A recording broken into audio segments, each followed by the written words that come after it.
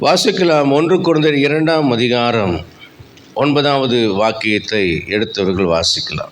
1 கொரிந்தியர் 2ஆம் அதிகாரம் 9வது வாக்கியம். எழுதியிருக்கிறபடி தேவன் தம்மில் அன்பு கூறுகிறவர்களுக்கு ஆயத்த பண்ணினவைகளை கண் காணவும் இல்லை, காது கேட்கவும் இல்லை, அவைகள் மனுஷருடைய இருதயத்தில் தோன்றவும் இல்லை. பொதுவாக தேவனுடைய காரியங்களை அறிந்து கொள்வதற்கு தடையாக இருப்பது என்னவென்றால் மனிதனுக்குள் இருக்கக்கூடிய மாம்சத்தின் தன்மை. மாம்சத்தின் தன்மை என்று சொல்றது என்னன்னா, மனிதனுடைய அறிவு, மாம்சீக அறிவு. இரண்டாவதாக மனிதனுடைய மனம். மூன்றாவதாக மனிதனுடைய சித்தம். அப்போ மனித அறிவினாலேயோ, மனித மனதினாலேயோ, மனித சித்தத்தினாலேயோ தேவனுடைய ஆவிக்குறிவுகளை அறிய முடியாது. இது ரெண்டும் எங்கே கனெக்ட் ஆகுதுன்னா, மாம்சத்தோட ஆத்மாவோடு கனெக்ட் ஆகிருக்கு. ஆனால் இந்த மாம்சத்தையும் ஆத்மாவையும் இணைக்கிற பரிசுத்த ஆவியானவருடைய வல்லமை இறங்கி அது நம்முடைய மனதின் கண்களை திறக்கும் பொழுதுதான் நாம் தேவன் நமக்காக செய்தவைகளை அறியக்கூடிய ஒரு அறிவை நாம் அடைய முடியும். அல்லேலூயா. மனுஷனுடைய ஆவி இருக்கிறது, தேவனுடைய ஆவி இருக்குது, உலகத்தின் ஆவி இருக்குது. 3 விதமான ஆவிகள். இதில் மனுஷ ஆவியும் உலக ஆவியும் நம்ம ப்ராக்டிஸ் பண்ணியிருக்கோம். உலக ஆவின்னா என்ன? யாருக்கெல்லாம் வீடு கட்டணும்னு ஆசை இருக்குது? ஒத்துக்க மாட்டீங்க. எனக்கும் இருந்துச்சு. அதான் உலக ஆவி. நகை வாங்கணும்னு ஆசை இருக்குது, அதான் உலக ஆவி. விதவிதமாக வஸ்திரம் போடணும்னு ஆசை இருக்குது, அதான் உலக ஆவி. பந்தாவா இப்போ இருக்கிற 2 வீலரை விட்டுட்டு ஒரு பெரிய கார் வாங்கணும்னு ஆசை இருக்கா? ஆமாம் இருக்குது, அது உலக ஆவி. இப்போது மனுஷ ஆவி எது அப்படின்னா, நல்லா சாப்பிட்ணும், பசி வந்தால் சாப்பிட்ணும், தூக்கம் வந்தால் தூங்கணும், என்னுடைய உணர்ச்சிகளுக்கெல்லாம் இடம் கொடுக்குறனால அதுதான் மனுஷ ஆவி. அப்போ இந்த மனுஷ ஆவியினாலேயும் உலக ஆவியினாலேயும் தேவனுடைய காரியங்களை ஏற்றுக்கொள்வதற்கோ அதை கடைப்பிடிப்பதற்கோ இது என்ன பண்ணுன்னா பிரச்சனை பண்ணும். ஆண்டவர் என்ன சொல்கிறாரு? பசி வந்தால் சாத்தான் கல்லை அப்பமாக்கி சாப்பிடும்படி சொல்கிறாரு. ஆனால் ஆண்டவர் என்ன சொல்கிறாரு? தேவ வார்த்தையினால் பிழைப்பாங்கிறாரு. இது யாராவது ஒரு மனுஷன் ஏற்றுக்குவானா? பசியாக இருக்கிறவங்ககிட்ட போய் நீ தேவ வார்த்தையினால் பிழைப்பாயின்னு சொன்னால் கல் எடுத்து அடிக்க வருவோம் இல்லை? வீடு வேண்டாம், காடு வேண்டாம், துணி வேண்டாம், வண்டி வேண்டாம், வாகனம் வேண்டாம் அப்படின்னா உலகம் அவனை பார்த்து சொல்ல, முட்டாள் பையன், இவனுக்கு போய் பொண்ணு கொடுத்தா என் பொண்ணு தட்டத்தை தூக்கி வீடு விட பிச்சை தாண்டா எடுக்கணும், இவனுக்கெல்லாம் நான் பிள்ளையை கட்டி கொடுக்க மாட்டேன் அப்படின்னு சொல்லுவாங்க. நமக்கு எப்படி இருக்கணும்? 10 விரலில் ஈய மோதிரம் போட்டிருந்தாலும் பரவாயில்ல, பித்தளை மோதிரம். நான் சின்ன பையனாக இருக்கும்போது பார்ப்பேன், நரிக்குறவங்க நிறைய என்ன பண்ணுவாங்கன்னா 10 விரலையும் மோதிரம் போட்டுருவாங்க. இப்போ பார்க்குறவங்களெல்லாம் நரிக்குறவங்களை பார்க்குற மாதிரியே இருக்குது. ஊசி பாசியிலேருந்து என்ன அது காஸ்டியூம் கூட அப்படி தான் போடுறாங்க. இந்த அரைப்பாவோட போட்டு நரிக்குறத்திங்க அப்படி தான் அரைப்பாவோட போட்டிருப்பாங்க. அவங்க ஒரு ட்ரைப், அவங்களுடைய ட்ரெடிஷனல் வேறு. இப்போ அதுதான் ஃபேஷனாக போச்சு. ஊசி பாசி மணியை அந்த கொண்டை போடுறது, அப்படி முடிய அவங்க குளிக்காமல் அப்படி பட்டத்துலேயே போவாங்க. அதே மாதிரி இன்றைக்கி போகிறது இதெல்லாம் பாருங்கள். இன்றைக்கி அதுதான் ஃபேஷனாக இருக்குது. அதை முடி வேறு அப்படி ஸ்டிக்கிங் அப்படியே அப்படி நிற்கிறதுக்கு, பேய் மாதிரி நிற்கிறதுக்கு அதுக்கு வேறு ஸ்ப்ரே எல்லாம் பண்ணுறாங்க. உலக ஆவி, மனுஷ ஆவி. இப்போ உங்களுக்கு புரிஞ்சிருச்சுன்னு நினைக்கிறேன். புரிஞ்சிருச்சா? ரைட். இப்போ அடுத்த ஸ்டெப்புக்கு போகிறோம். இது ரெண்டையும் தாண்டி தேவ ஆவியானவர் நம்மளை தொட்டதுனால தான் இன்றைக்கி நாம் இங்கே உட்காந்துருக்கோம். கரங்களை வைத்து ஒரு அலையிலையா சொல்லுங்க பார்க்கலாம். அப்போ இந்த மனுஷ ஆவியும் உலக ஆவியும் சபை கொடுக்குற விசுவாசிக்குள்ளே அப்பப்போ தலையை நீட்டி நான் இருக்கிறேன், நான் இன்னும் சாகலை, நான் உயிரோடு தான் இருக்கிறேன், நான் ஜாதி வித்தியாசம் பார்ப்பேன், ஏற்றத்தாழ்வு பார்ப்பேன், பண வித்தியாசம் பார்ப்பேன், 10 மணி ஆயிடுச்சு, பசிக்குது, பாஸ்டர் பிரசங்கத்தை முடிக்க மாட்டேங்கிறான், மாம்ச ஆவியோடு இருப்பேன், என்ன பண ஆசையோடு இருப்பேன், உலக ஆவி. அப்பப்போ என்ன செய்யுது? விசுவாசியை எட்டி பார்த்துட்டு போகுது. சரியா? வசனம் 1 கொரிந்தியர் 2:9 என்ன சொல்லுறது? தேவன் தம்மிடத்தில் அன்பு கூறுகிற பிள்ளைகளுக்கு ஆயத்தம் பண்ணினவைகளை கண் காணலை, காது கேட்கல, மனுஷனுடைய இருதயத்தில். இப்படியே இருந்துட்டா எப்படி நம்ம ரசிக்கப்படுறது? அப்போ நம்முடைய கண்ணை காணும்படி செய்து விட்டார், நம்முடைய காதை கேட்கும்படி செய்து விட்டார், நம்முடைய இருதயத்தின் மனக்கங்களை பிரகாசிக்க வைத்து அவரை அறியும் அறிவை தந்து விட்டார்.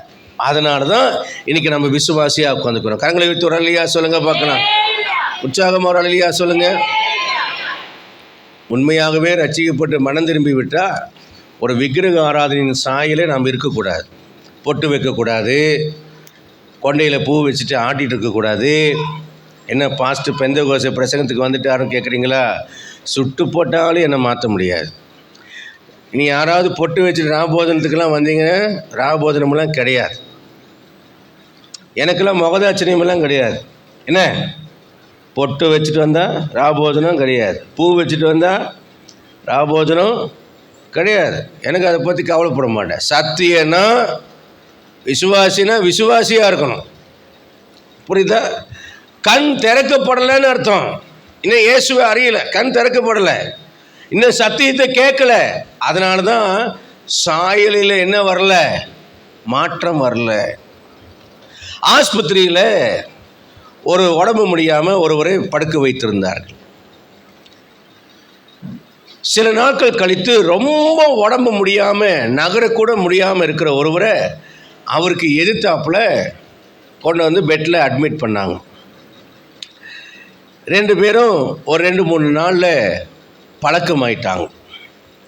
அப்போ 2வது அட்மிட் பண்ணவர்னா கொஞ்சம் கூட அசைய முடியாது, ரொம்ப போராட்டமாக அவர் உயிருக்கு போராடிட்டு இருக்கார். அப்போ ஏற்கனவே இந்த பக்கம் அட்மிட் பண்ணிருந்தவர் என்ன சொல்வார், அவரை பார்த்து, கவலைப்படாதீங்க, சூரியன் பாருங்கள் இன்றைக்கி எவ்வளோ நல்லா வெளிச்சமாக உதிச்சிருக்கு, அங்கே பாருங்கள் அந்த பறவை எவ்வளோ அழகாக கத்துது, அந்த ஜன்னல் வழியாக பார்க்குறேன் அந்த பறவை அழகாக கத்துது. இன்னொன்று மதியானம் ஆகும்போது சொல்கிறார், குழந்தைங்க கார்டனில் விளையாடுறாங்க, அவங்க பெற்றோரோட கையை பிடித்துட்டு போகிறது ஒரு தனி அழகாக இருக்கிறது, அந்த அழகான புல்வெளியை பார்க்கும்போது ரொம்ப அழகாக இருக்கிறதுன்னு சொல்கிறார்.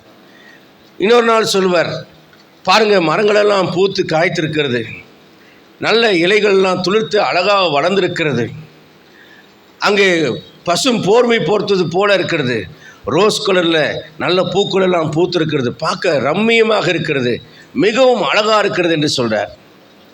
கொஞ்ச நாள் கழித்து சொல்கிறாரு, இப்போ அப்படியே இந்த ஸ்ப்ரிங் சீசன்லாம் முடிஞ்சிருச்சு, இப்போ அப்படியே பனி பெய்கிறது பாருங்கள், எங்கே பார்த்தாலும் வெள்ளை வெள்ளேர்னு காட்சி அளிக்கிறது, பார்க்கவே மன ரம்மியமாக இருக்கிறது என்று இவர் வர்ணிப்பார்.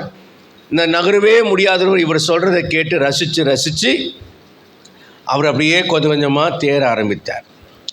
ஒரு நாள் இப்படி வர்ணனை செய்து கொண்டிருக்கிற இந்த முதல்ல வந்த நோயாளி இறந்து விட்டார். இறந்தது உடனே அந்த 2வது நோயாளி நர்ஸு வந்தபோது கேட்டார், எங்கே அவருடைய சத்தத்தை காணவில்லை, இல்லை அவர் இறந்து விட்டார், அதனால் அவரை கொண்டு போய் அடக்கம் பண்ண போகிறோம் அப்படின்னாங்க. அப்படியா, அவர் மரித்து விட்டாரா? சரி, அவர் இருந்த இடத்துல என்னை கொண்டு வையுங்கள். அவர் அந்த ஜன்னல் வழியாய் பார்த்து சொன்ன காட்சிகளே என் மனதை கொள்ளை கொண்டு போய் விட்டது, நானும் அதே காட்சிகளெல்லாம் கண்டு ஆனந்தப்பட நான் விரும்புகிறேன், என்னை கொண்டு போய் அந்த இடத்துல படுக்க வையுங்கள் என்று சொன்னார். அவர் படுத்திருந்த இடத்துல இவரை கொண்டு போய் படுக்க வைத்தாங்க. அவர் பார்த்தார், வெறும் செங்கலாக நிறைந்த ஒரு செவுறு தான் இருந்ததே தவிர அங்கே எந்த விதமான விண்டோவும் இல்லை, அதுக்கு வெளியே எதையும் பார்க்கவும் அவரால் முடியவில்லை. அப்போது நர்ஸுக்கிட்ட அவர் கேட்டார், என்னம்மா அவர் இந்த இடத்துல ஜன்னல் இருக்கிறதுன்னு தினந்தோறும் காட்சிகளை பார்த்து அவர் சொன்னார், நீங்கள் வேறு இடத்துல என்னை கொண்டு வந்து போட்டுட்டீங்க, அவர் இருந்த இடத்துல என்னை படுக்க வைக்க சொன்னால் நீங்கள் வேறு இடத்துல கொண்டு வந்து என்னை படுக்க வச்சுருக்கீங்க அப்படின்னு சொன்னபோது அந்த நர்ஸு அவரை பார்த்து அமைதியான முறையில் சொன்னார், மன்னிக்கவும், அவர் இருக்கிற அதே பெட்டில் தான் உங்களை கொண்டு வந்து படுக்க வைத்திருக்கிறோம், அவருக்கு இங்கே எதுவுமே தெரியாது, ஏனென்றால் அவர் 2 கண்களும் குருடாய் போனவர் என்று அவர் சொன்னார். சொன்ன உடனே அவர் அதிர்ச்சி அடைந்து விட்டார். 2 கண்ணும் குருடாய் போனவரா, இப்படியெல்லாம் எனக்கு சொல்லி கொண்டிருந்தார் என்ற போது தான் அப்போ அவர் சொன்னதை நாங்களும் கேட்டுக்கொண்டு தான் இருந்தோம், நீங்கள் பிழைக்கக்கூடிய நம்பிக்கையற்று போனவராக சாக கிடந்தீர்கள், அவர் 2 கண்களும் தெரியாதவர் தான், அவர் உங்களுக்கு உதவி செய்ய விரும்பினார், மறுபடியும் வாழ வேண்டும் என்கிற ஆசையை உண்டாக்க விரும்பினார், உங்களுக்கு உயிர் வர வேண்டும் என்று விரும்பினார். ஆகவே அவர் காண முடியாவிட்டாலும் அவர் தன்னுடைய கற்பனை கண்களினால் கண்டவைகளையெல்லாம் உங்களுக்கு சொல்லி உங்களை மரித்து கொண்டிருந்த உங்களை உயிருள்ள ஒருவராக அவர் உங்களுக்கு உதவி செய்துவிட்டு சென்றிருக்கிறார் என்று அப்படி சொன்னார்களா. என் அன்புக்குரிய அருமையான கர்த்தருடைய பிள்ளைகளே, இது கேட்கறதுக்கு ஒரு நல்ல ஒரு ஸ்டோரியாக இருந்தாலும் ஒரு விஷயத்தை நாம் விளங்கிக் கொள்ள வேண்டும்.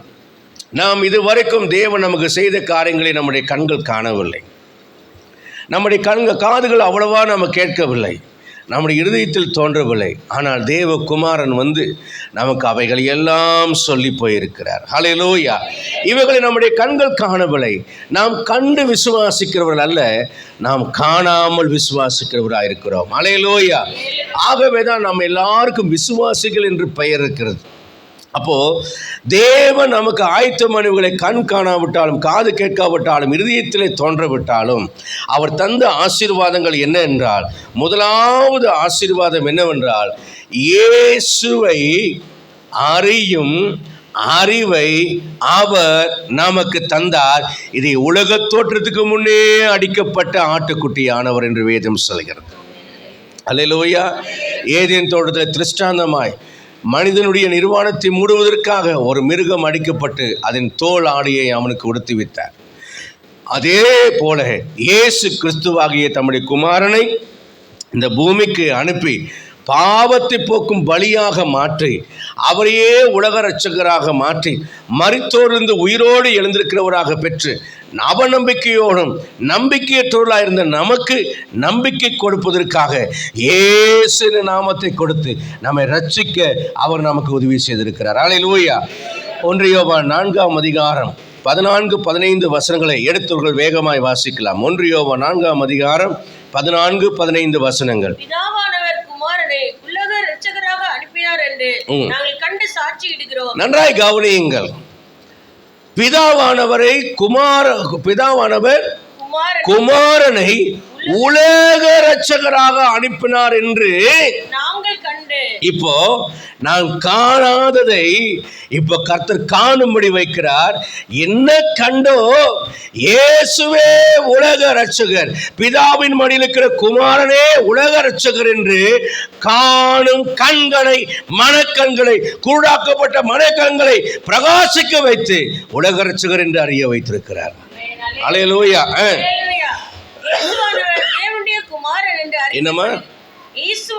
இயேசுவானவர் தேவனுடைய குமாரன் என்று. இப்போ குமாரனை உலக இரட்சகர் அனுப்பினார். யார் அந்த குமாரன்? இங்கே பூமியில பிறந்திருக்கிறாரே இயேசுவே, இவரே தேவனுடைய குமாரன். ஆனா இன்னைக்கு இஸ்ரவேல் தேசத்துல போய் ஒரு யூதனை கேட்டு இயேசு யாருன்னா நசரேத்தில் உள்ள பிறந்த ஒரு கார்பெண்டருடைய ஒரு தச்சனுடைய குமாரன் என்று சொல்வார்கள். இஸ்ரவேலர் இயேசுவை ஏற்றுக்கொள்ளவில்லை. ஆனால் உங்களுக்கும் எனக்கும் இயேசுவே தேவனுடைய குமாரன் என்றும் உலக இரட்சகர் என்கிற அறிவை நம்முடைய கண்கள் கண்டது, நம்முடைய காதுகள் கேட்டது, நம்முடைய இருதயத்தில் உணர்ந்து விசுவாசிக்கிறோம். அல்லேலூயா. அடுத்ததாக 15ஆம் வசனம். இயேசுவானவர் தேவனுடைய குமாரன் என்று அறிக்கை பண்ணுகிறவன் எவனோ அவனில் தேவன் நிலைத்திருக்கிறார், அவன் தேவனில் நிலைத்திருக்கிறான். அல்லேலூயா. நல்ல ஒரு பந்தம். இயேசுவோடு நாம் இணைக்கப்படுகிறோம்.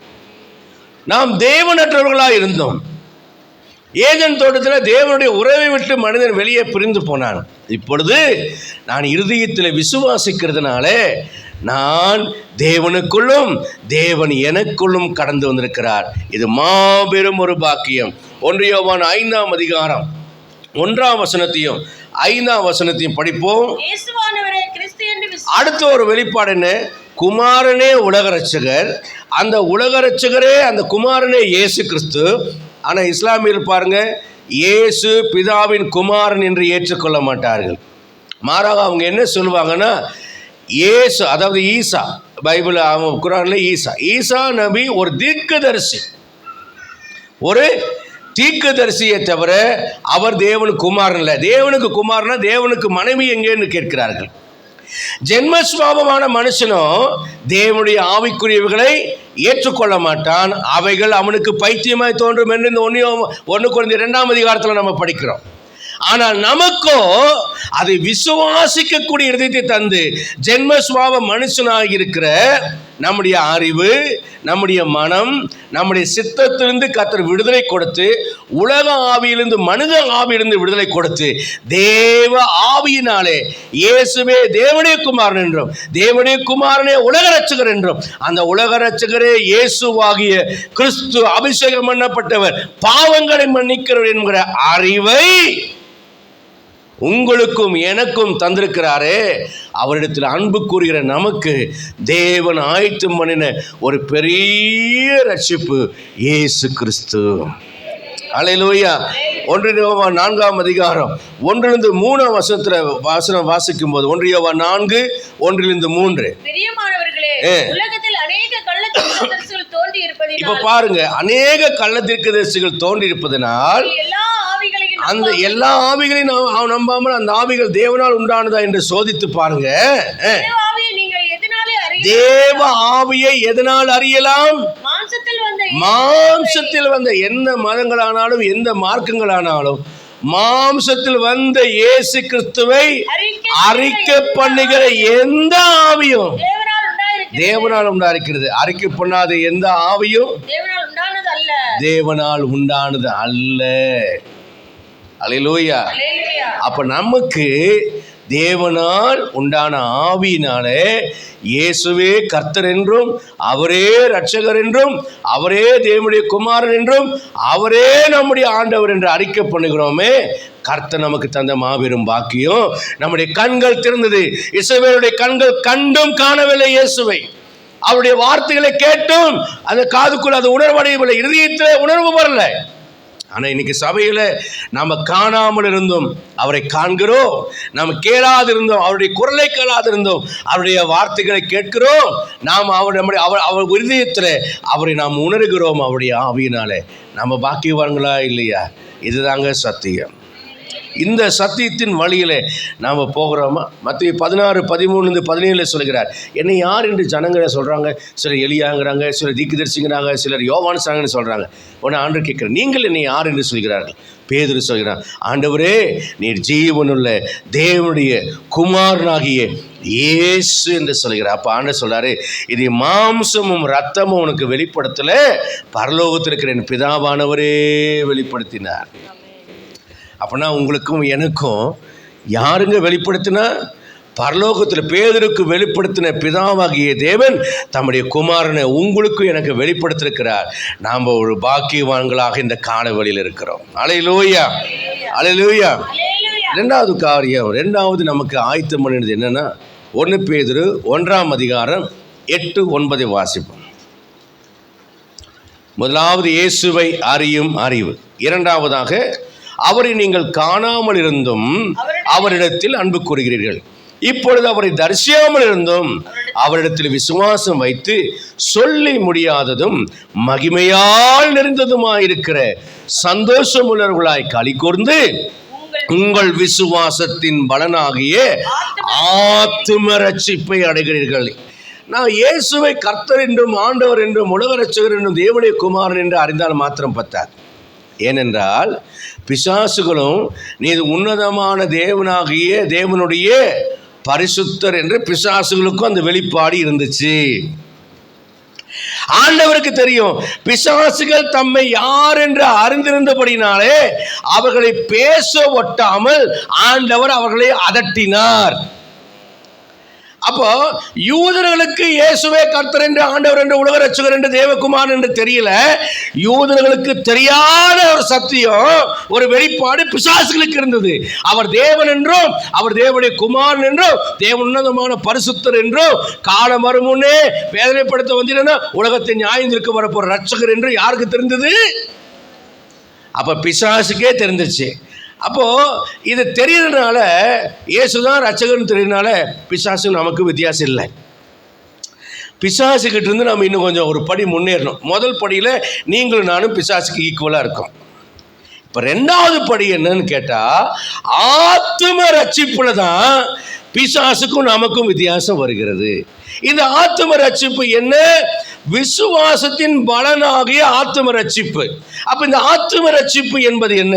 1 பேதுரு 1:13-14 வாசிக்கிறோம். ஆகையால் நீங்கள் உங்கள் மனதின் அறையை கட்டிக்கொண்டு தெளிந்த புத்தி உள்ளவர்களாய் இப்ப சொல்றாரு, உங்கள் மனதின் அறையை கட்டிக்கொண்டு. அப்படின்னா மனசு, நான் சொன்னேன் இல்லையா, மனசு, சித்தம், மனுஷ அறிவு இல்லையா? இப்போ அது ஒரே அடைக்கல இங்கே பேர் எழுதிட்டார். மனதின் அறையை கட்டுங்க. ஏன்னா அந்த மனசுக்குள்ளே தான் பல கிரியைகள் இருக்குது. என்ன? எபேசியர் 2:1-3 படிங்க. எபேசியர் 2:1-3 பாருங்க.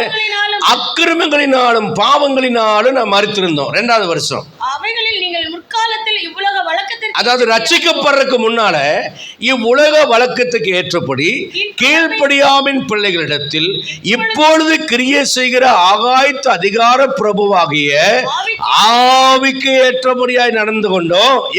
ஆவிக்கு ஏற்றபடி நடக்கிறதுனா என்ன? அடுத்து சொல்றாரு, அவர்களுக்குள்ளே நாம் எல்லாரும் முற்காலத்தில் நமது மாம்ச இச்சையின்படியே பாருங்க, மாம்ச இச்சையின்படி நடந்து. மாம்ச இச்சைனா என்ன? அங்க அடுத்து சொல்றாரு பாருங்க, நமது மாம்சமோ மனசு. மாம்சத்துக்கு பிடிச்சது என்ன? சுகமா கீழே படுக்கிறத விட பெட்டில் படுக்கிறது மாம்சத்துக்கு ரொம்ப பிடிக்குமா பிடிக்காதா? மனசுக்கு பிடிக்கிறத விட மாம்சத்துக்கு என்ன செய்யுது? மாம்சத்துக்கு ஒரு விருப்பம் இருக்கு. ரசசோறு வைக்கிறாங்க மனைவி, மாத கடைசி தொட்டுக்கோ ஒரு ஊறுகாய் வைக்கிறாங்க. என்னதை ரசசோறு வச்சுருக்க? அப்போ வேறு என்ன வேணும்? ஏதோ முட்டை கிட்ட இல்லை, ஏதோ பிரியாணி செய்யக்கூடாது.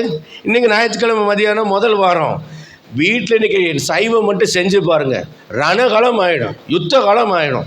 ஏன்னா மாம்சம் என்ன செய்யுது? கோழியை கொடுங்குது, கறி 2 கிலோ வாங்குங்குது, பிரியாணியை போடுங்குது. அதுவும் நேரம் ஆச்சுன்னா அடுக்கலையில் வந்து வேக 2 எடுத்து வாயில் போடுது. இதெல்லாம் எதனுடைய விருப்பம்? அப்புறம் மனசுக்கு ஒரு விருப்பம் இருக்குது. பொண்ணு பார்க்கும்போது ஃபோட்டோவை கொடுத்தா அது போல் எனக்கு பிடிக்கல, வேணாம்மா. என்னடா அப்படிலாம்? எனக்கு மனசுக்கு பிடிக்கலம்மா. இது மாம்சத்துக்கு பிடிக்கிறது வேறு, மனசுக்கு பிடிக்கிறது வேறு. அந்த பிள்ளை இவன் நல்லா இருக்கிறாம்மா, இவனை பிடிக்குமா அப்படி. என்னென்னா மனசுக்கு பிடித்ததுன்னு ஒன்று இருக்குது, மாம்சத்துக்கு பிடிச்சிருக்கு. ரைட்.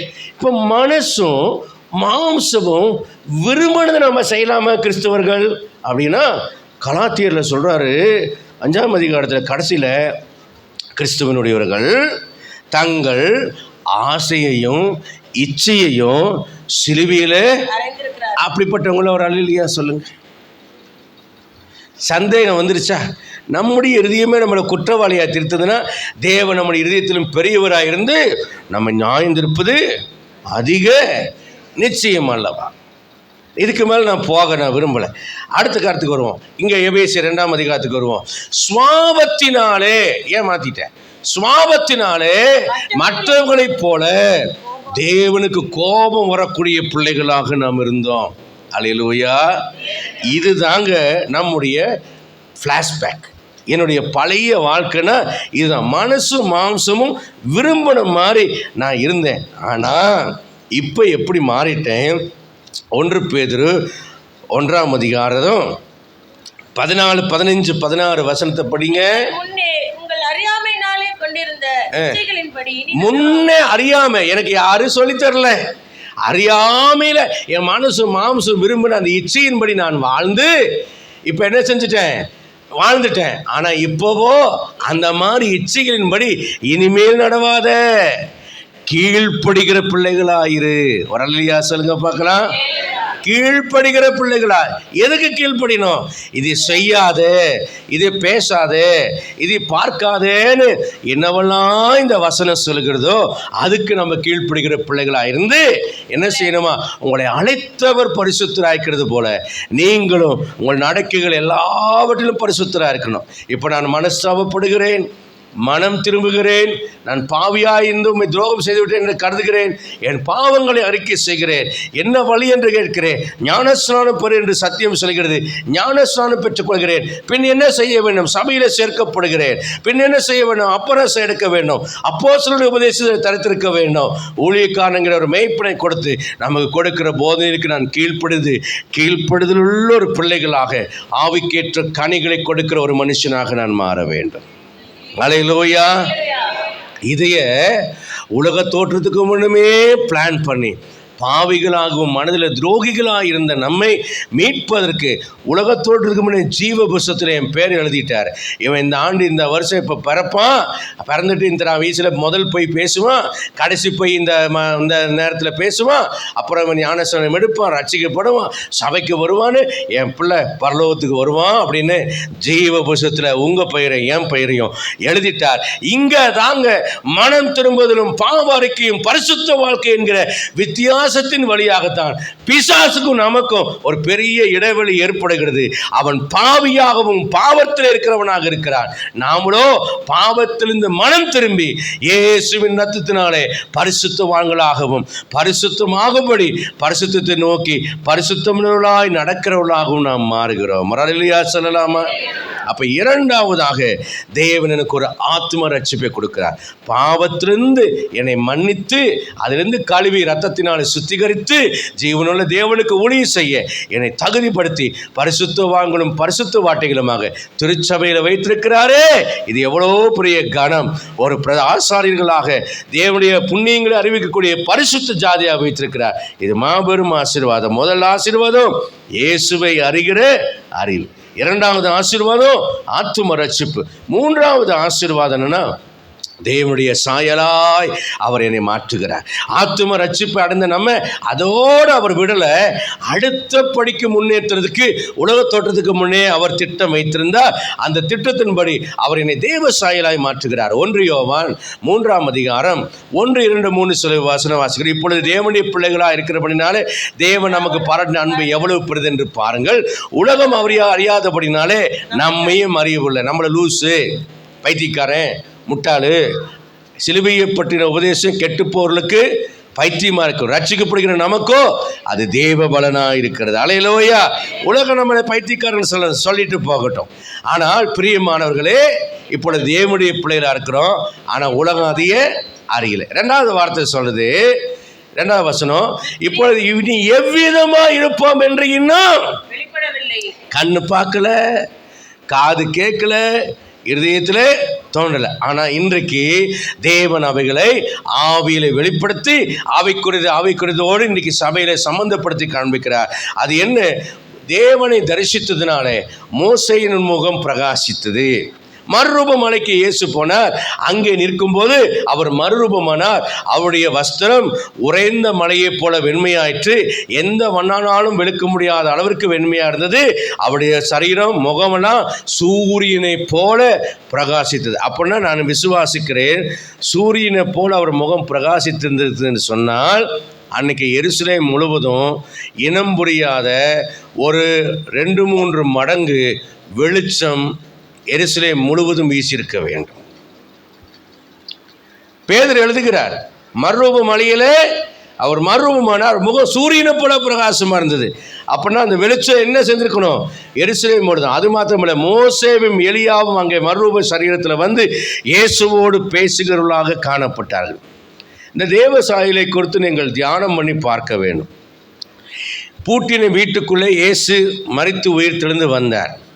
அங்கே வந்து தேன்கூட்டையும் அவங்க கொடுத்த மீனையும் அவர் புசித்தார். அதே சமயத்தில் அந்த அவருடைய சரீரத்தில் ஆணியில் அடைக்கப்பட்ட ஓட்டை இருந்துச்சு, விழாவில் ஓட்டை இருந்துச்சு. அதில் தேமா கைவிட்டு பார்த்தார். ஆனால் ரத்தம் வரலை, சதை வரலை, நமக்காக எல்லாவற்றையும் சிந்தி விட்டார். அப்போ ரத்தம் இல்லை, ஆனால் ஒரு சரீரம் இருக்கிறது. அதுதான் ஆவிக்குரிய சரீரம். ஆனால் இந்த சரீரத்தை அழிக்கவோ கட்டுப்படுத்தவோ எந்த ஆப்ஸ்டிக்கிள்ஸும் கிடையாது. எந்த விதமான தடைகளும் இந்த சரீரத்தை தடுக்கவோ உடைக்கவோ அழிக்கவோ முடியாது. இந்த சரீரம் இந்த அண்ட சராசரங்களிலே எங்கு வேணுமானாலும் கடந்து போகும். அந்த சாயலான ஒரு சரீரத்தை தான் தேவன் நமக்கு அழிவில்லாத ஒரு சரீரத்தை தரப்போகிறார். என்ன ஃபேர் அண்ட் லவ்லி போட்டாலே கண்ணாடியை தேஞ்சு போகிற அளவுக்கு கண்ணாடி பார்க்குறீங்க. ஒரு ஃபவுண்டேஷன் போட்டு கண்ணுக்கு எப்படி என்ன மஸ்காராவை என்ன போடுவீங்க? அஸ்காராவை என்ன இந்த கண்ணுக்கு மையம் போடுவாங்களே, ஐலைனர் இன்னும் என்ன பேர் மஸ்காரா என்னமோ சொல்லுவாங்களே, காஜாவா, காஜல், இதெல்லாம் போடுறதுனால தான் தெரியுது பாருங்கள். அதை போட்டாலே கண்ணை இப்படி இப்படி இப்படி பண்ணிக்காங்க, இப்படி இப்படி பண்ணிக்கிற புருவத்து போட்டாங்களாம். அது இப்படி இப்படி பண்ணி காமிக்கிறாங்க. இந்த சாயலுக்கு இப்படி இப்படி இப்படி இப்படின்னு 1000 தடவை பார்க்குறிய கண்ணாடியில். ஆனால் தேவ சாயலை கர்த்தர் கொடுத்து விட்டார். மோசே மாதிரி முகம் பிரகாஷா நீ என்ன பண்ணுவேன்? விளம்பர படம், சினிமா படத்துக்கு நான் நடிக்க போயிடுவேன். பாரு என் முகம் எவ்வளோ பிரகாசமாக இருக்குன்னு, சம்பளம் நிறையா கொடுன்னு போயிடும். இன்றைக்கி மோசே மாதிரி உங்கள் முகத்தை பிரகாசம் பண்ணிட்டா எந்தெந்த நடிகையெல்லாம் இருக்கலாம் அத்தனை பேரையும் தள்ளி விட்டு போட்டு நீங்கள் நடிக்க போயிடுவீங்க. அதனால தான் கர்த்தர் கொடுக்கல. ஆனால் நல்லா கவனிங்க, தேவ சாயலை கர்த்தர் நமக்கு தருகிறார். அல்லேலூயா. ரோமர் 8ஆம் அதிகாரத்தில் 28, 29, 30 வசனத்தில் நம்ம படிக்கிறோம். அந்த வசனத்தை படிங்க. ரோமர் 8ஆம் அதிகாரம் 28, 29, 30. அவருடைய தீர்மானத்தின்படி அழைக்கப்பட்டவர்களாய் தேவனிடத்தில் அன்பு கூறுகிறவர்களுக்கு, அங்க வாசித்தோம் 2:9 கொரிந்தியர்ல ஆயத்தம் பண்ணியிருக்கிறார் அன்பு கூறுவர்களுக்கு. அப்ப இங்க அன்பு கூறுவர்களுக்கு என்ன பண்றாரு? சகலமும் நன்மைக்கு எதுவாக நடக்குது. அதனால என்ன செய்யறாருன்னா, நம்முடைய குமாரன் அநேக சகோதரர்களை முதற் பேரானவராக இருக்கும் பொருட்டு தேவனை அவர்களை இப்ப நம்மளை முன்னறிந்திருக்கிறார் இல்லையா? ஜீவ புஸ்தகத்தில் உலகத்தோடு பேர் எழுதினார அவரை அவருடைய குமாரனுடைய சாயலுக்கு ஒப்பா இருப்பதற்கு முன் குறித்திருக்கிறார். இது உலக தோற்றத்துக்கு முன்னே கர்த்தர் நமக்காக ஆயத்தம் பண்ணின ஒரு காரியம். அல்லேலூயா சொல்ல மாட்டீங்க பாருங்க. நர்ஸ் சர்டிஃபிகேட் வாங்கினாதான் அல்லேலூயா சொல்லுவியா? பெரிய வாக்கியம் அது நமக்கு. சொந்த வீட்டை கண்டதை விட அமெரிக்காவுக்கு போகிறத விட, இப்போ ஒரு அமெரிக்க மாப்பிள்ளை இருக்குது, 39 வயசு, எந்த நிபந்தனையுமே இல்லை. எனக்கு ரெசியூம் கொடுத்துருக்காங்க, நான் பொண்ணு நல்லா இருந்தால் மட்டும் சொல்லுங்கள் கட்டிக்கிறோம் அப்படின்னு ஒரு அலையன்ஸ் வந்திருக்கு. அமெரிக்க மாப்பிள்ளை கனவு கற்பனைக்கு போயிடுவாங்க. நான் சொல்கிறேன், ஆண்டவர் நம்மை தேவசாயலாய் மாற்றுவதற்கு உலக தோற்றத்துக்கு முன்னமே முன்பிருத்திருக்கிறார். அவரிடத்தை அன்பு கூறுகிற நமக்கு அவர் ஆயத்தம் பண்ணினது ஒரு தேவ சாயல் ஆயத்தம் பண்ணியிருக்கிறார். நீ கருப்பாக இருக்கிறன்னு பார்க்காது, இயேசுவை போல நீ செவன்னு வெளிச்சமாக இருப்ப. குட்டியாக இருக்கீங்கன்னு பார்க்காதீங்க, எப்படி இருக்கீங்கன்னு பார்க்காதீங்க. இந்த உலகத்தில் தான் தாழ்ந்தவன் உயர்ந்தவன் பாகுபாடு பண்ணி வச்சிருக்கிறான். ஆனால் தேவன் உங்களை அவருக்கு ஒப்பாக முன் குறித்து வைத்திருக்கிறார். அல்லேலூயா. நல்ல ஒரு அல்லேலூயா சொல்லுங்க. அதுலேயும் பார்த்தீங்கன்னா அந்த 30ஆம் வசனத்தில் எவர்களை முன் குறித்திருக்கிறார்கள் அவரை அழைத்திருக்கிறார். அழைப்பு வந்துருச்சா உங்களுக்கு? எவர்களை அழைத்தார்களோ அவர் நீதிமான் ஆக்கிறார். ஞானச்சாரம் பெற்று நீதிமான் ஆக்கிட்டீங்களா? எவரை நீதிமான்கள் ஆக்கியிருக்கிறாரோ அவரை மகிமைப்படுத்துகிறார். நீங்கள் அடிக்கடி சொல்வீங்க, நான் இப்படி உயர்த்தப்பட்டேன், நான் இப்படி ஆசீர்வதிக்கப்பட்டேன், கர்த்தர் என் பிள்ளைகளை இப்படி ஆசீர்வதித்தார். உங்களை கர்த்தர் மகிமைப்படுத்தி கொண்டே இருக்கிறார். அல்லேலூயா, அல்லேலூயா. அப்போ கர்த்தர் மகிமைப்படுத்துகிறார். உங்களை தேவசாயலாய் மாற்றுவதற்கு ஒரு சாம்பிள் தான் இந்த உலகத்தினுடைய உயர்வு. ஆனால் இந்த உலகத்தின் உயர்வு தேவசாயல் அல்ல, அது சும்மா ஒரு சாம்பிள் பீஸ் தான். ஆனால் உண்மையான தேவசாயல் 1 யோவான் 3ஆம் அதிகாரம் 2-3 வசனத்தில் வாசிக்கிறோமே. வாசிங்க. 1 யோவான் 3ஆம் அதிகாரம் 2-3 வசனம். இப்பொழுது தேவனுடைய பிள்ளைகளாய் இருக்கிறோம், இனி எவ்விதமாய் இருப்போம் என்று இன்னும் வெளிப்படவில்லை. ஆகிலும் அவர் வெளிப்படும் போது அவர் இருக்கிற வண்ணமாக அவரை தரிசிப்பதினால் அவருக்கு ஒப்பா இருப்போம் என்று அறிந்திருக்கிறோம். அல்லேலூயா. உண்மையா சபையில ரட்சிக்கப்பட்ட விசுவாசிக்கு எந்த ஆசை இருக்கணும்னா, சொந்த வீடு கட்டணும்னு ஆசை இல்லை, கார் பங்களா வாங்கணும்னு ஆசை இல்லை. ஆண்டவரே, நான் நம்முடைய சாயலாய் மாறணும். அல்லேலூயா. இதுதாங்க மறுரூபமாகிற மறுபடியும் பிறந்த ஒரு விசுவாசி. இந்த விசுவாசி தான் அவர் தேவன் வயிறு அல்ல, அவருடைய வீடு உலகம் அல்ல. இந்த விசுவாசி தான் பரம் செல்கிற ஒரு விசுவாசியாக இருக்கும், தேவ சாயலை வாஞ்சிக்கிற விசுவாசி. ஏனென்றால் இது மாபெரும் பாக்கியம். இதுக்காக பல பேர் தெரிந்து கொள்ளப்படலை. பரலோகராஜ்யத்தில் பிரவேசிக்கிறது என்பது சாதாரண விஷயம் அல்ல. கேட்டுக்கு போகிற வாசல் வழி விரிவும் விசாலம் இருக்கிறது, அதில் பிரவேசிக்கிறது அநேகர். ஆனால் பரலோகத்துக்கு போகிற வாசல் இடுக்கமும் வழி நெருக்கமாக இருக்கிறது. அதில் பிரவேசிக்கிறவர்கள் சிலர், அந்த சிலர் தான் நீங்களும் நானும். அல்லேலூயா. அந்த சிலருக்கு தான் தேவ சாயலாய் மாறும் ஒரு பாக்கியத்தை கர்த்தர் கொடுத்திருக்கிறார். நம்மை தேவ சாயலாய் வைத்திருக்கிறார்.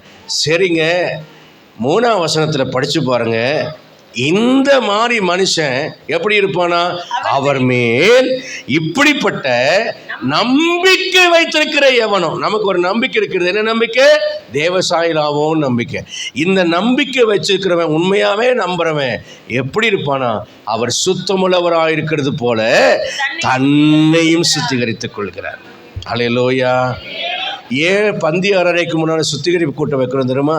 மாசத்துல ஒரு சனிக்கிழமையாவது வந்து நம்முடைய உணர்வுகளை பரிசுத்த ஆவியானவருக்குள்ளே ஃபில்டர் பண்ணி என்ன கசடு கர்மானம் கசானம் என்னெல்லாம் இருக்கோ அதையெல்லாம் கழுவி சுத்திகரிக்கிறதுக்கு நம்ம நிதானித்து பார்க்கறதுக்காகத்தான் சுத்திகரிப்பு கொடுத்து வைக்கிறோம். இன்றைக்கி சபை ஒன்டே சபையாக மாறிடுச்சு. அந்த ஒன்டே சபை சண்டே சபையாக மாறிடுச்சு. அந்த சண்டே சபை 1 hour சபையாக மாறிடுச்சு. அல்லேலூயா. ஃபாஸ்ட் ஃபுட்டு மாதிரி ஆராதனை, 4 ஆராதனை 5 ஆராதனை, செஞ்ச பிரசங்கத்தையே வேக வேகமாக செஞ்சு ஓட்டி 2 கதை, முன்னால் ஒரு கதை பின்னால் ஒரு கதை, அங்கங்கே ஒரு சில கொட்டேஷன், ஒரு 5 பாயிண்ட் 3 பாயிண்ட் பேசி காலத்தை ஓட்டினா போதுன்னு பாஸ்டர் மாதிரி சபையை நடத்துகிறதும், கூட்டங்கள் வண்டி வாகனங்கள் போகிறதும், இடம் வாங்குறதும், கார்னர் பார்க்கிங்க்கு இடம், வீடு சர்ச்சு கட்டுறதுக்கு இடம்னு இதில் தான் போவதே தவிர. ஆனால் சத்தியம் மனக்கண்களை பிரகாசித்து தேவசாயலாய் பரம் கொண்டு செல்லும் சத்தியம் சத்துவமாக அங்கே இருக்கிறதா என்பதுதான் முக்கியம். அன்புக்குரிய அருமையான கர்த்தருடைய பிள்ளைகளே, நாம் வஞ்சிக்கப்பட்டு போகக்கூடாது. கடைசி காலத்தில் இருக்கிறோம். புத்தி இல்லாத கன்னிகைகள் எண்ணெயை கொண்டு போகாதது போல நாம் புத்தியற்ற கன்னிகைகளாய் மணவாளன் வருகையிலே எடுக்கப்படாமல் போய்விடக்கூடாது.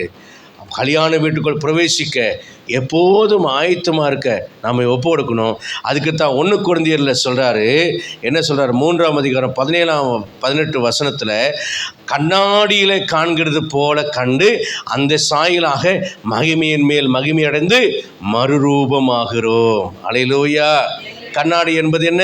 கர்த்தருடைய வசனம். யாக்கோபு 1ஆம் அதிகாரத்தில் சொல்கிறார், கர்த்தருடைய வசனத்தை கேளு, இல்லாவிட்டால் நான் கண்ணாடியில் ஒரு சுவாப முகத்தை தான் பார்ப்பேன். அப்போ கண்ணாடி என்பது கர்த்தருடைய வசனம். கர்த்தருடைய வசனத்தில் என்ன பார்க்குறவர்களாக அல்ல. இன்றைக்கி அநேக சபையில் கர்த்தருடைய வசனம் என்ற கண்ணாடியிலே கர்த்தரை காண்பிப்பதற்கு பதிலாக மாம்சத்தையும் உலகத்தையும் காண்பிக்கிற சபைகளாக மாறிவிட்டது.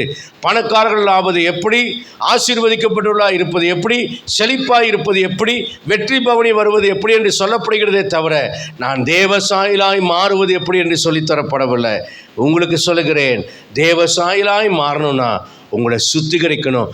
அவர் சுத்தமுள்ளவராய் இருக்கிறது போல உங்களையும் சுத்திகரிக்கிறவர்களாய் நீங்கள் காணப்பட வேண்டும். அல்லேலூயா. 4வது காரியமாக, நித்திய ஜீவனை தருவேன் என்று சொல்லி அதை அவர் நமக்காக வைத்திருக்கிறார். என்னங்க, தேவ சாயலாக இருந்தால் போதாது.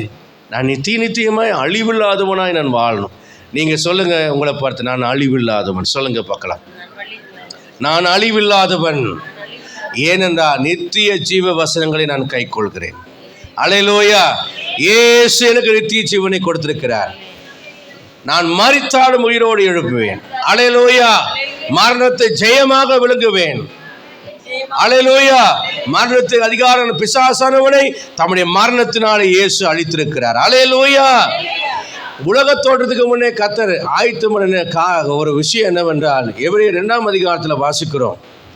ஜீவ காலமெல்லாம் மரண பயத்துக்குள்ளான மக்களை விடுதலை பண்ணுவதற்காக மரணத்துக்கு அதிகாரியான பிசாசனவனை தம்முடைய மரணத்தினாலே அழிக்கும்படியாக உலக தோட்டத்துக்கு முன்னே அடிக்கப்பட்ட ஆட்டுக்குட்டியானவராக இயேசு கிறிஸ்து சிலுவையில மரித்து தன்னுடைய மரணத்தினாலே மரணத்துக்கு அதிகாரியான பிசாசனவனை அவர் அழித்தார் என்பதில் என்ன அர்த்தம்னா, அவனை கொன்றுவிடவில்லை, அவனுடைய அதிகாரத்தை அவர் பிடுங்கி விட்டார்.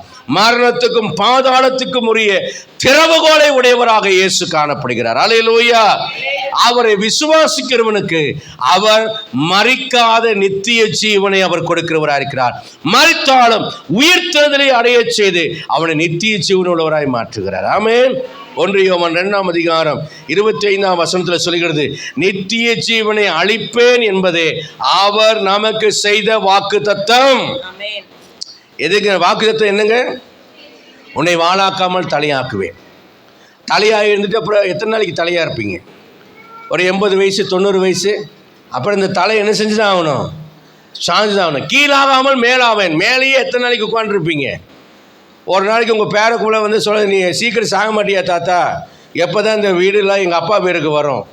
அப்பா சொல்கிறாரா, தாத்தா சாப்பிட்டுண்டா, உனக்கு வண்டி வாங்கி தரேங்கிறாரு. ஏன்னு கேட்டேன். இல்லை, எல்லாம் தாத்தா பேர்லேயே இருக்குது பேங்க் காசுலாம். தாத்தா செத்தாதான் அப்பா பேருக்கு வரும். அப்பா பேருக்கு வந்ததுக்கப்புறம் உனக்கு வண்டி வாங்கி தரேங்கிறா. நீ எப்போ தாத்தா சாவ?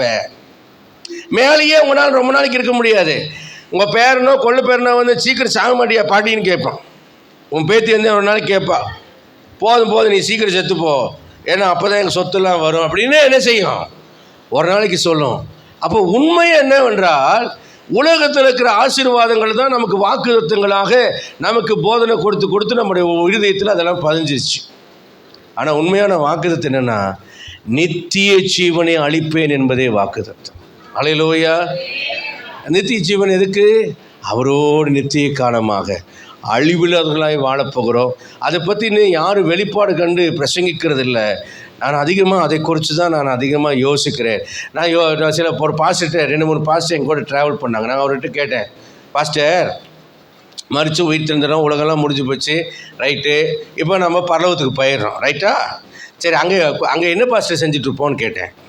அவர் சொன்ன, நம்ம ஆண்டரை துதிச்சுட்ருப்போம் அப்படின்னாரு. சரி, ஆண்டரை துதிச்சுட்டு போனால் காபியில் துதியை விட்டு போட்டு போய் செய்தி கொண்டு போன்னு சொன்னார் தானியேலுக்கு பார்க்குறக்கு அப்படின்னா. ஆமாம் பாஸ்டர்னு அவர் திரும்ப, ஏன் பாஸ்டர் என்னை பார்த்து கேள்வி கேட்டார்.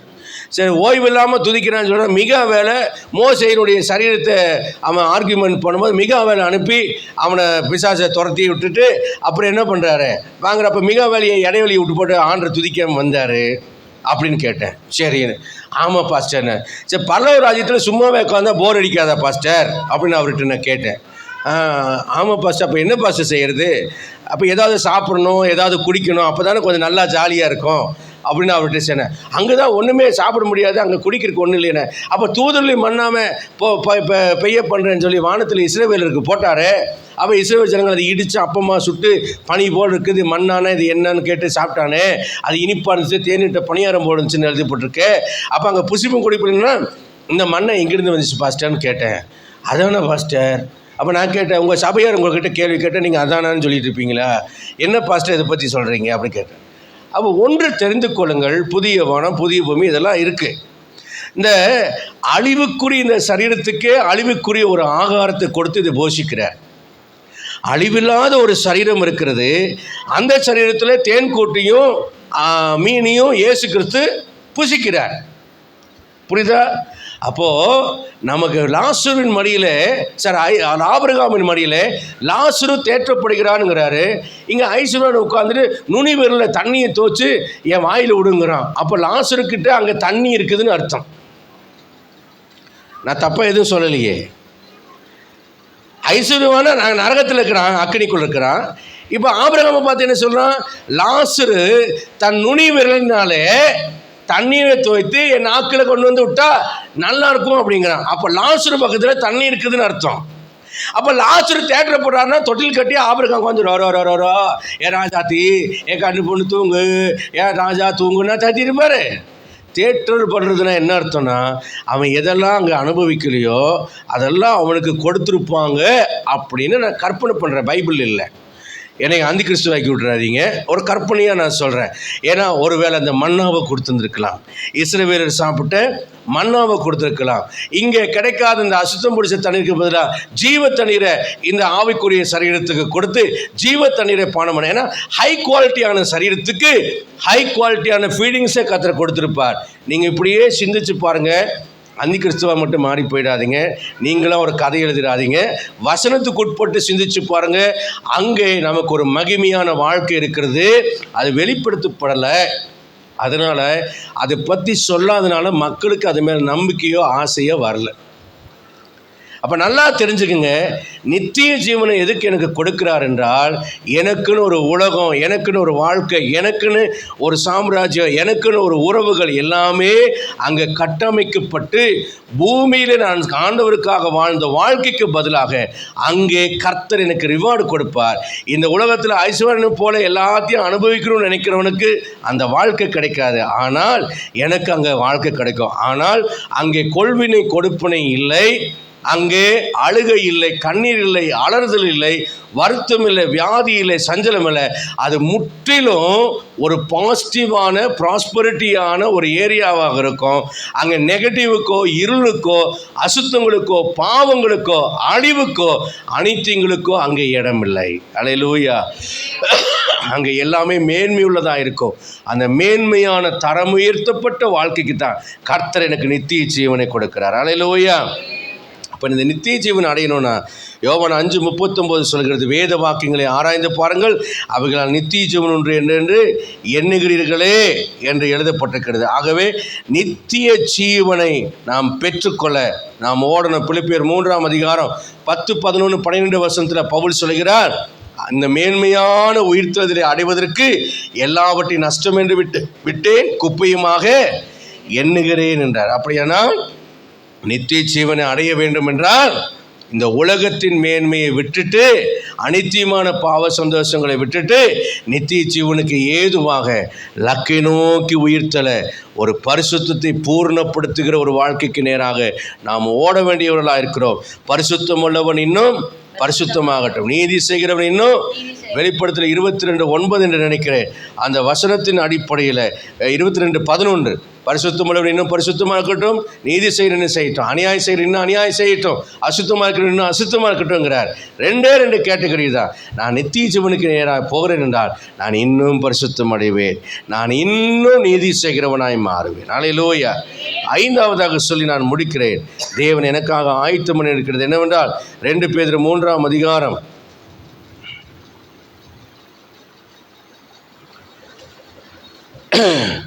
அதில் இந்த 13ஆம் வசனத்தில் படித்து பாருங்கள். 2 பேதுரு 3:10, அவருடைய வாக்கு தத்துவத்தின்படியே நீதி வாசமாக இருக்கும், புதிய வானங்களும், வானம் அல்ல, புதிய வானங்களும் புதிய பூமியும் உண்டாகும் என்று காத்திருக்கிறோம். இன்னும் 500 மில்லியன் வருஷத்துக்கு அப்புறம் நாம் வாழ்கிற இந்த சூரிய குடும்பம் மில்கிவே கேலக்ஸி அப்படிங்கிற ஒரு கேலக்சியில் இருக்குது. இந்த சூரிய குடும்பத்து போல் பல சூரிய குடும்பங்கள் இந்த மில்கிவே கேலக்சியில் இருக்குது. இது ஒரு சூறாவளி மாதிரி இப்படி சங்கு சக்கரம் மட்டும் இருக்கும். இதுக்கு பக்கத்தில் ஆண்ட்ரோமீடியா கேலக்சி இருக்குது.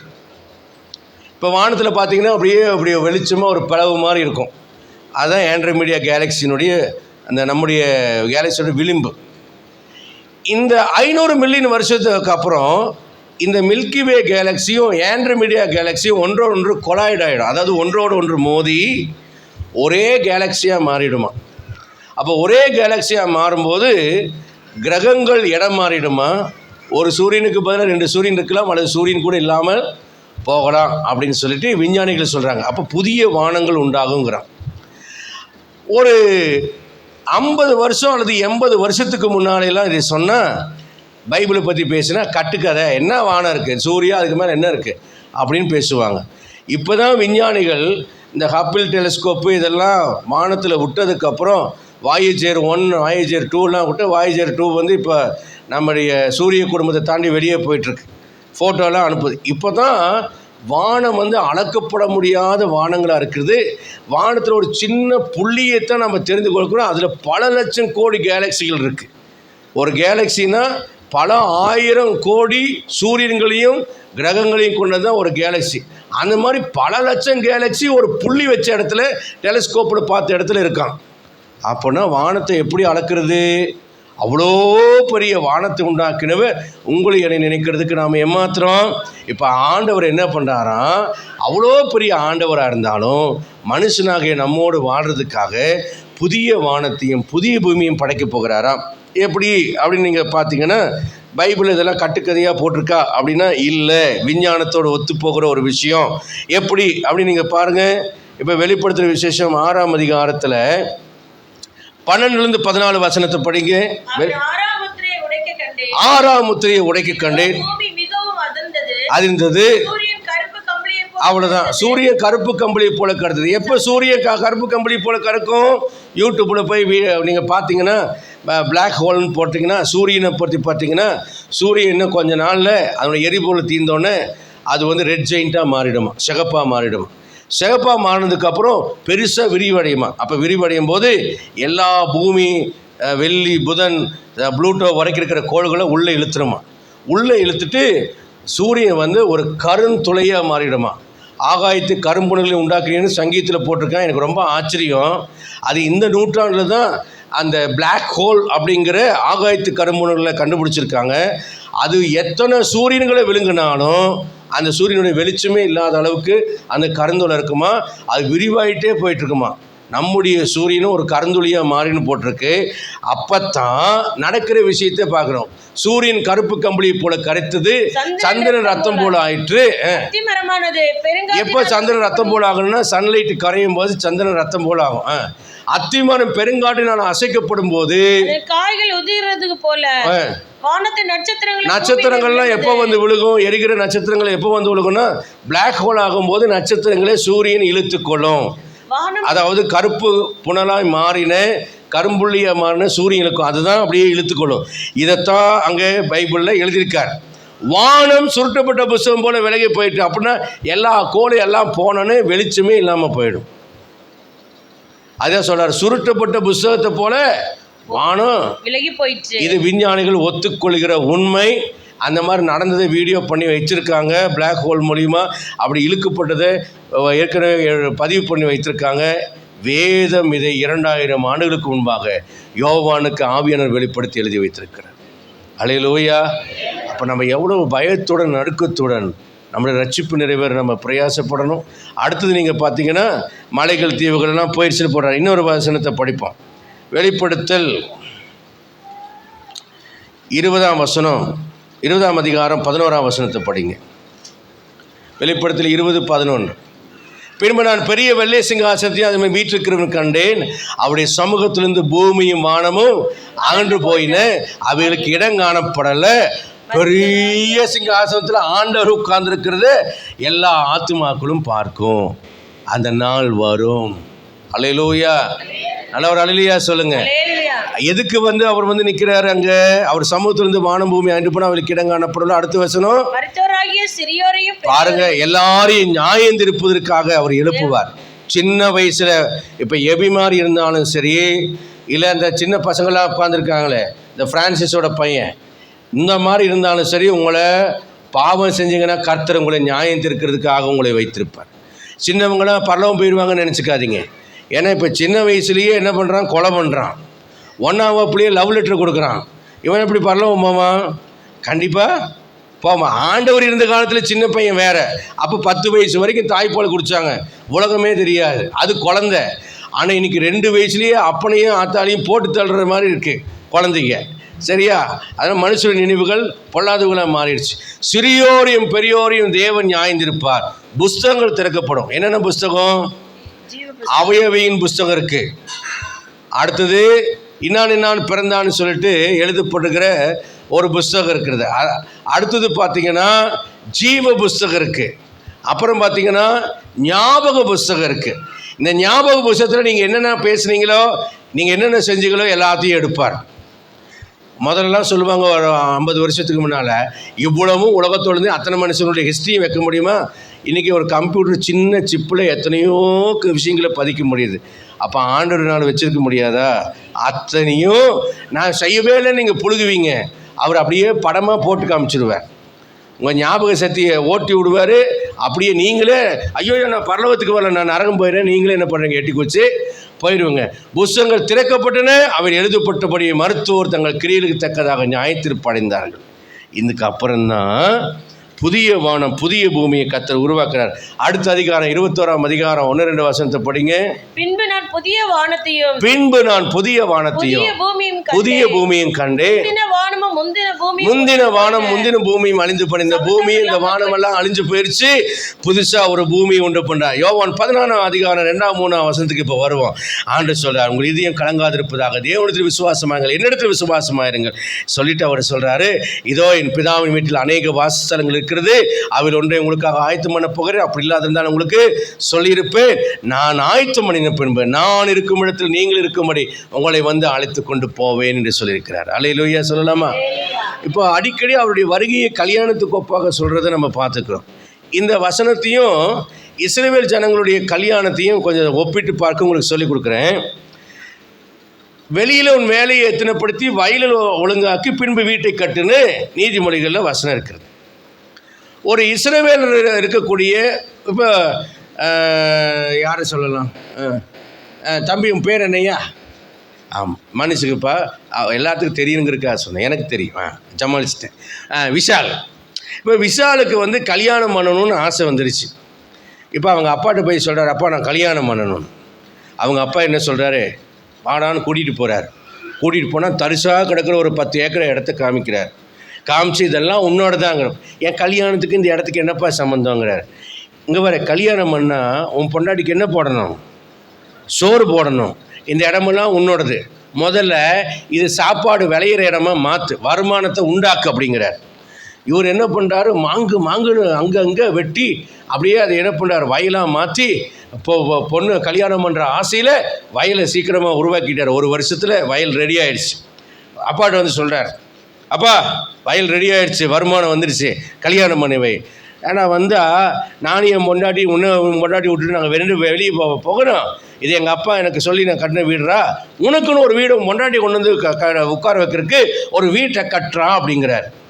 உடனே இவர் என்ன பண்ணுறாரு, வீட்டை கட்ட முயற்சிக்கும் போது இவர் என்ன பண்ணுறாரு, டேய் வாடா, உன்னை காக்க வைக்கிறது எனக்கு ரொம்ப வருத்தமாக இருக்குது, பொண்ணு பார்க்க போகலாம் வா அப்படின்னு ஜெசி சிஸ்டரை கூப்பிட்டுட்டு அவங்க அக்காவையும் கூப்பிட்டு பொண்ணு பார்க்கறதுக்கு மலைமட்டிலேருந்து கிளம்பி எங்கள் ஊருக்கு மெட்ராஸ்க்கு எங்கேயோ போகிறாங்க.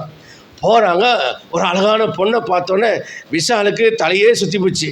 எப்படா அந்த பொண்ணை கல்யாணம் பண்ணுவோம் அப்படின்னு ஆசை வந்துருச்சு. ஜெசி சிஸ்டருக்கு என் மருமக மாதிரி ஒரு அழகிய காணவில்லை அப்படின்னு சொல்கிறாங்க. டேய் சீக்கிரமாக கட்டிக்கிறா, வேறவனாவது வந்து தட்டிட்டு போகிறான். ஒரு நிச்சயத்தை போட்டுட்டு வர்றாங்க, சீக்கிரமாக வந்து நாங்கள் கல்யாணத்துக்கு வராங்க. இங்கே வந்தோடனே மனைவி மேலே இருக்கிற ஆசையில் ராத்திரி பகலாக மரமெல்லாம் அறுத்து ஓடெல்லாம் வாங்கி செவரெல்லாம் வச்சு கட்டி இவர் வீடை கட்டிவிடுறார். ஒவ்வொரு நாள் இவங்க அப்பா வந்து பார்ப்பார், எப்பப்பா கல்யாணம்னு இவன் கேட்பான் விஷாலு. அவங்க அப்பா சொல்லுவார், நீ வீட்டை கட்டி முடியும் முதல்ல அப்படின்னு சொல்லுவார். இவன் வேகமாக வீட்டை கட்டிகிட்டு இருப்பான், சீக்கிரமாக கல்யாணம் பண்ணும். ஒரு நாள் வந்து பார்க்குறாரு, வீடு நாளைக்கு கட்டி முடிச்சிருவான், கதை தாழ்பாலெலாம் போட்டு எல்லாம் ஃபினிஷ் ஆக போகுது நாளைக்குன்னு சொன்னோன்னே அவர் நாளைக்கு மத்தியானம் 3 மணி போல் வராரு. வீடு ரெடியாக இருக்குது, விஷால் கிளம்புடா உனக்கு கல்யாணம் அப்படிங்கிறார். உடனே விஷால் போட்ட ட்ரெஸ்ஸோடு டக்குன்னு துணியெல்லாம் மாற்றுறார், கல்யாண வருஷத்தில் போடுறாரு. உடனே சொந்த பந்தத்தையெல்லாம் ஆள் விடுறாங்க. படக்குன்னு இந்த கிராமமே திரண்டது. மலைமட்டிலேருந்து எல்லாரும் கிளம்பி சித்தாந்தி சிஸ்டர் முதற்கொண்டு எல்லாத்தையும் கூட்டிகிட்டு ஃப்ரான்சிஸ் சுகன்யாவை கூப்பிட்டு எல்லாரும் வேகமாக பொண்ணு வீட்டுக்கு போகிறாங்க. பொண்ணு வீட்டில் என்னென்னா நிச்சயம் போட்டோன்னே மாப்பிள்ளை எப்போ கல்யாணம் பண்ணு வரேன்னு இஸ்ரவேல் தேசத்தில் சொல்ல மாட்டாங்க. அவர் எப்போ வேணாலும் வருவார், ராத்திரியிலையும் வருவார், காலையிலையும் வருவார், சேவல் கூவும் நேரத்தில் வருவார், மதியானத்துலேயும் வருவார். அதனால் பொண்ணு வீட்டில் விருந்துக்கு ஆடு மாடு கோழி எல்லாம் ரெடியாக இருக்கும், தானியம் ரெடியாக இருக்கும், சமையல்காரன் ரெடியாக இருப்பான், வேலைக்காரன் ரெடியாக இருப்பான். பொண்ணு எப்போதும் பார்த்தீங்கன்னா டெய்லியும் தன்னை அலங்காரம் பண்ணி இன்றைக்கி மாப்பிள்ளை வருவார், நாளைக்கு மாப்பிள்ளை வருவார்னு, காலையில் வருவார், சாயந்தரம் வருவார்னு நிச்சயம் போட்ட நாள்லேருந்து பொண்ணு ரெடியாகி தன்னை ஆயத்தப்படுத்தி எப்போதும் ஆயத்தமாக இருப்பாள். திடீர்னு ஒரு சாயந்தரம் 4 மணி போல் விஷாலும் குடும்பமும் போய் பொண்ணு வீட்டில் இறங்கணுன்னு மாப்பிள்ளை வந்துட்டாருன்னு சொன்ன உடனே அந்த பொண்ணு வீட்டாருக்கு சந்தோஷம். எதிர்கொண்டு ஓடி அவங்கள அழைத்துட்டு வந்து எண்ணெய் வைத்து காலை கழுவி அவங்களுக்கு எல்லாம் இது பண்ணிட்டு மணவாளனை மணவாட்டினுடைய அறை வீட்டுக்குள்ளே அனுப்புவாங்க. அங்கே அப்படித்தான், இங்கே வேறு மாதிரி. அறை வீட்டுக்குள்ளே போய் அவங்க கதவை சாத்திடுவாங்க. இந்த செய்தி ஊருக்கெல்லாம் பரகும். திராட்சை ரசமெல்லாம் ரெடியாக வச்சுருப்பாங்க. வர விருந்தினர்களுக்கெல்லாம் கொடுத்து ஒரே கூட்டமாக ஜம் ஜம் ஜம்னு பாட்டு ஆட்டம் பாட்டம் இருக்கும். அமைதியாக கொஞ்சம் நேரம் காத்திருப்பாங்க. ஒரு 4-5 மணி நேரம் கழிந்து மணவாளன் கதவை திறந்து வந்து வெளியே வந்து சொல்லுவார், நான் என் மனைவியை கண்டு விட்டேன் என்று சொல்லுவார். சொன்ன உடனேயே அந்த பெண் ஒரு கன்னி பெண் உத்தமமாய் கற்புள்ளவளாய் இருந்தாள் என்பதை இந்த கணவன் அறிக்கையை விட்ட உடனே கல்யாண விருந்து ஆரம்பமாகட்டும் என்று சொல்லுவாங்க. விருந்துசாலியின் தலைவன் அதை ஆரம்பிப்பான். உடனே அங்கே திருமண விருந்து ஆரம்பிக்கும். இதுதான் இஸ்ரவேலுடைய கஸ்டம்ஸ். இந்த கல்யாணத்துக்கு ஒப்பாகத்தான் தன்னுடைய வருகையை சொல்கிறார். என் பிதாவின் வீட்டுக்கு போகிறேன், மணவாட்டியாகிய சபையே உனக்கு நான் ஒரு வீட்டை ஆயத்தம் பண்ணுறேன். ஆயத்தம் பண்ணோன்னே மணவாளன் கல்யாணம் பண்ணுறதுக்கு கிளம்புறேன்னு சொல்ல மாட்டார். பிதாவாகிய தேவன் தான் சொல்லுவார், ஆயிற்று போகலாம் பெண்ணை அழைக்கன்னு சொல்லுவார். அப்பொழுது இயேசு பிரதான தூதனுடைய சத்தத்தோடு இந்த பூமிக்கு இறங்கி வருவார். ஆயத்தமாக இருக்கிற திருச்சபை ஒரு நாட்டில் காலை வேலையாக இருக்கும், ஒரு நாட்டில் மதியான வேலையாக இருக்கும், ஒரு நாட்டில் அது சாயந்தர வேலையாக இருக்கும், ஒரு நாட்டில் அது நடுராத்திரியாக இருக்கும், ஒரு நாட்டில் அது விடிற்காலமாக இருக்கும். அதனால தான் வேதம் மிக அழகாக ஆவியானவர் எழுதி வைத்திருக்கிறார். உலகம் முழுவதும் ஒரே நேரத்தில் இயேசு வரும்போது ஒரு இமைப்பொழுதில் வந்து உலகத்தை ரவுண்ட் அடிச்சிருவார். ஒரு இமைப்பொழுதில் உலகத்தை சுற்றிடுவார். அப்போ அந்த ஒரு இமைப்பொழுது நேரத்தில் ஒரு நாட்டில் நடுநசியாக இருக்கும், ஒரு நாட்டில் சாயந்தரமாக இருக்கும், ஒரு நாட்டில் மத்தியானமாக இருக்கும், ஒரு நாட்டில் காலை வேளையாக இருக்கும். அதனால தான் சொன்னார், காலையிலேயோ மாலையிலேயோ மதியத்திலேயோ நடுராவிலேயோ அவர் எப்பொழுது வருவார் என்று தெரியாததுனால நீங்கள் விழித்திருங்கள் என்று கர்த்தர் சொன்னார்.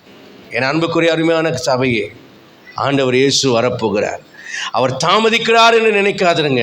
நாம் பரலோகம் போக வேண்டுமானால் இந்த வேதத்தை கை கொண்டு, இந்த சத்தியத்தை கை கொண்டு நாம் நமக்காக ஆயத்தமனைகளை அடைய நாம் காத்திருக்கணும். அங்கே 22ஆம் அதிகாரத்தில் நம்ம வாசிக்கும் போது நகர் 21ஆம் அதிகாரத்தில் சொல்லுது, 12 விதமான அஸ்திபாரம் உள்ள கற்களினால் கட்டப்பட்ட ஒரு சிட்டி, ஒரு நகரத்தை இந்த புதிய பூமியிலே கொண்டு வந்து நிலைநிறுத்துவார். அது பரலோகத்தில் இருக்கிறது.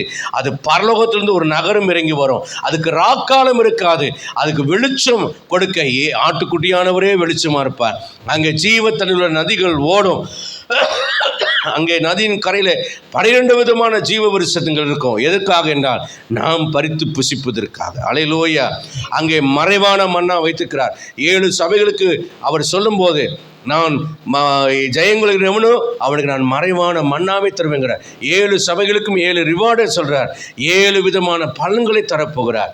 சபையே, மரணம் நமக்கு எப்போ வேணால் வரலாம், இயேசு எப்போ வேணாலும் வரலாம், ஆனால் நித்தியத்தில் வாழ்வதற்கு நாம் ஆயத்தமாக இருக்கிறோமா என்ற கேள்வியோடு என் வார்த்தைகளை முடிக்கிறேன். உலக தோற்றத்துக்கு முன்னே அவர் ஆயத்தமனிலே கண் காணல காது கேட்கல எழுதி தோன்ற, இப்பொழுது அவைகளை தேவன் ஆவியிலே நமக்கு வெளிப்படுத்தினார். அந்த ஆவியானவர் தேவனுடைய ஊழியக்காரரை கொண்டு ஆவிக்குரியதோடு ஆவிக்குரியதை சம்பந்தப்படுத்தி மறைக்கப்பட்ட ரகசியங்களை இன்றைக்கு நம்முடைய கண்கள் காண, நம்முடைய காதுகள் கேட்க, நமது இதயத்தில் தோன்ற வைத்திருக்கிறார். விசுவாசியே, நீ அவனுடைய வரிக்கு ஆயத்தமாக இருக்கிறாயா? பரம் செல்ல நீ ஆயத்தமாக இருக்கிறாயா? உன் ஆத்துமா மனவாட்டியின் அனுபவத்தில் வாழ்கிறதா? கற்புள்ள கன்னியாக கிறிஸ்து இயேசு என்னும் புருஷன் அவர் வரப்போகிறாரே, உன்னை திருமணம் செய்து கொண்டு தன் பிதாவின் வீட்டுக்கு அழைத்து சென்று மகிழப் போகிறாரே, அந்த திருமண நாளுக்கு நீ ஆயத்தமாக இருக்கிறாயா? முழங்கால் படிட்டு ஜெபிப்போம். கர்த்தர் நம்மை ஆசீர்வதிப்பாராக.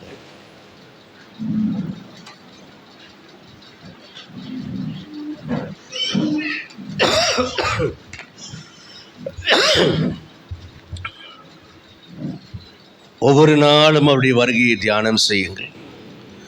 ஒவ்வொரு நாளும் நம்முடைய நித்திய ஜீவனை குறித்து யோசித்து பாருங்கள். ஒவ்வொரு நாளும் மரணத்தின் வழியிலே நாம் ஜெயம் எடுத்து உயிர்த்தெழுதல் அடைய போகிறதை சிந்தித்து பாருங்கள். இந்த நம்பிக்கைக்காக நாம் ரட்சிக்கப்பட்டிருக்கிறோம். இதற்காகத்தான் தேவன் நம்மை சபைக்கு கொண்டு வந்து வைத்திருக்கிறார். உலக ஆசீர்வாதங்கள் எல்லாம் அற்பமானவைகள்.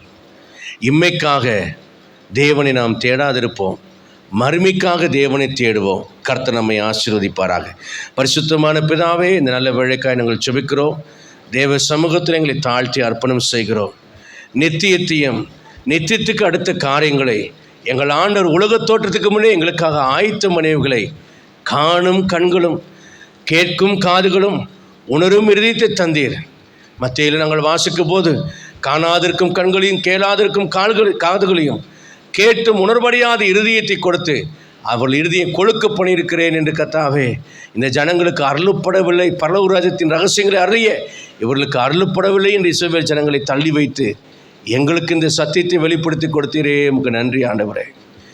நாங்கள் மண்ணுக்காக மாணிக்கத்தை விட்டுவிடாதபடி, நித்திய ஜீவனை அடைவதற்கு பதிலாக நித்திய மரணத்தை தெரிந்து கொள்ளாதபடி எங்களை காத்துக்கொள்ளும். உலகத்தின் மேன்மைக்காக பொருளாசையினால் யூதாஸ் தன் பங்கை இழந்து போனது போல நாங்கள் இழந்து விடாமல், ஆண்டவரே நித்திய ஜீவனை அடைந்து நித்திய ஜீவ வசனங்கள் உம்மிடத்தில் உண்டே, நாங்கள் யாரிடத்துக்கு போவோம் ஆண்டவரே என்று சொல்லி நித்திய ஜீவனை அடைய நாங்கள் ஆயத்தப்பட எங்களுக்கு கிருபைதாங்க. உலகத்தின் எந்த ஆசை இச்சைகள் எங்களை கெடுத்து போடாதபடி எல்லாவற்றையும் நஷ்டமும் குப்பையுமாக எண்ணி நாங்கள் நித்தியத்துக்கு எதுவாக ஆயத்தப்பட கிருபை கொடுங்க. நாங்கள் மட்டுமல்ல, எங்கள் சந்ததி பரிசுத்த சந்ததியாக உம்முடைய சன்னிதானத்தில் ஆயத்தப்படுவது ஆண்டவரே சரியான சத்தியத்தில் வழிநடத்துவதற்கும் கிருபை தந்து நடத்த நாங்கள் ஜெபிக்கிறோம். உம்முடைய உணர்வுள்ள நல்ல ஆவியானவர் எங்கள் செம்மையான பாதையில் நடத்துவாராக. கண்ணை உன்மேல் வைத்து உனக்கு ஆலோசனை சொல்லி நீ நடக்க வேண்டிய வழியில் உன்னை நடத்துகிற உன் தேவனாகி கர்த்தர் நானே என்று சொன்ன வார்த்தையின்படி உம்முடைய சத்தியத்தின் பாதையில் நித்தியத்தின் வழியில் எங்களை வழிநடத்தி ஆண்டவரே பரம் சேர எங்களுக்கு அனுக்கிரகம் செய்ய ஜெபிக்கிறோம். வந்த உம்முடைய மக்களை ஆசீர்வதியும். இந்த வசனங்களினாலே அவர்களை ஆசீர்வதித்து தேவனுக்குள் இன்னும் ஊன்ற கட்டி கிறிஸ்துவுக்குள் இருக்கிறவர்கள் என்று காணப்பட கிருபைதாரும். வழிநடத்தும் ஆசீர்வதியும், போதித்து நடத்தும். இரட்சகராம் இயேசுவின் நாமத்தினாலே ஜெபிக்கிறேன் நல்ல பிதாவே. நாத்மாவே கர்த்தரை ஸ்தோத்திரி, பரிசுத்த நாமத்தை ஸ்தோத்திரி. நாத்மாவே கர்த்தரை ஸ்தோத்திரி, கர்த்தர் செய்த சகல உபகாரங்களை மறவாது. ஆமாம், நம்முடைய கர்த்தராகிய இயேசு கிறிஸ்துவின் கிருபையும் பிதாவாகிய தேவனுடைய அன்பும் பரிசுத்த ஆவியானவரின் அனுநயிக்கும் ஆசீர்வாதம் சந்தோஷம் சமாதானம் அனைவரோடும் உலகின் சகல பரிசுத்தவான்களோடும் இன்றும் என்றும் கர்த்தர் வருமானம் காணப்படுவதாக. அல்லேலூயா, அல்லேலூயா, அல்லேலூயா. கர்த்தர் உங்களோடு இருப்பாராக. God bless you all. கர்த்தர் உங்களை ஆசீர்வதிப்பாராக.